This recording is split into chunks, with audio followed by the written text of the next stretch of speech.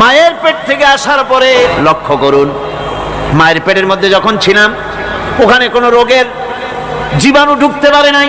ফি করারিম মাকিন, একটি সুরক্ষিত জায়গায় আল্লাহ রাব্বুল আলামিন বাচ্চাকে রেখেছেন, যেখানে কোনো সর্দি হবে না, জ্বর হবে না, সর্দি হবে না, ব্রঙ্কাইটিস হবে না, ডায়াবেটিস হবে না, প্রেসার হবে না। মায়ের পেটের মধ্যে বাচ্চাকে এমন জায়গায় আল্লাহ যত্ন করে রেখেছেন।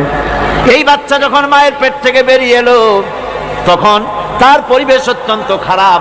এখানে পলিউশন আছে, এখানে কার্বন ডাই অক্সাইড আছে, এখানে বিষাক্ত হাওয়া আছে, এখানে দূষিত আবহাওয়া রয়েছে। প্রতি মুহূর্তে রোগ তাকে হামলা চালাতেছে। এই রোগের থেকে সে বাচ্চা বাঁচবে কি করে?